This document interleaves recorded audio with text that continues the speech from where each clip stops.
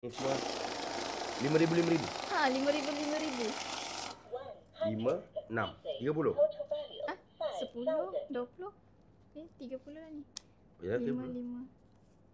Semua 30,000. Ha, 30. Tu duit semalam. Ada Rumah bilin cik lagi juga. 20 lebih. Abang nak pergi Makcik Zahra ke nanti?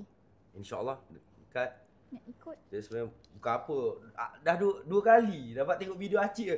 Hari ni Boja nak buat video dengan Acik. Tapi alamak, tak sempat pula. Tak Ada sempat. kerja. Kan? Dah balik pula. Banyak kali lah abang terlepas dengan cik. Sebenarnya dah lama nak jumpa Acik ni. Kan hari tu kan dia datang kan tengok video dia kan. Ni memang aku nak jumpa lah.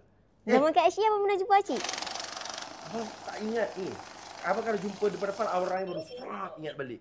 Pakai cermata, bulat-bulat Aciknya. Kan? Dengan laki dia. Laki dia kurus, tinggi-tinggi. Kan? Ha. Manis je Nanti Acik. abang nak tengok videonya, gambar. Aku dah tengok dah. Tapi korang hantar gambar WhatsApp kan. So, berkecai. Hari ni abang nak jumpa Acik je. Pakai apa-apa berkecai gambar.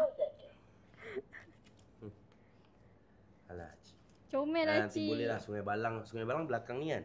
Abang kena pergi. Abang hantar. Ni paksa aku hantar je. Hantar barang ni. Bila hantar barang? Belum susun lagi pergerakannya. Oh. Nanti tanya abang Lee. Ini satu lori tu war-war ramai-ramai pergi. Ramai-ramai meriahkan rumah Dia Acik. meriahkan lah. Aku nak pergi jumpa Acik ni. Acik ni comel. Ya comel Poting abang. dia. Dia pergi, wah. Tak. Wah gini. Abang rasa tu lah. Ada customer request ni abang kena pergi. Tapi Acik ni kan Kelantan. tak. Yang request kita Kelantan sekarang. Kelantan. Big brother. Yang ni Acik ni pun Kelantan sekali lah tengok ada trip apa. Pergi sekali semua lah. Sekali Nak dihantar. Sekali Tak kisah semua? lah. Jalan-jalan Kelantan abang? Ya bulan 1 dah pergi mancing kan? Tapi abang tu 20 lebih. Abang rasa macam tarik mancing abang 20 lebih. abang confirmkan lah tengok. Macam tengok balik. Betul. Balik tarinya. Okay.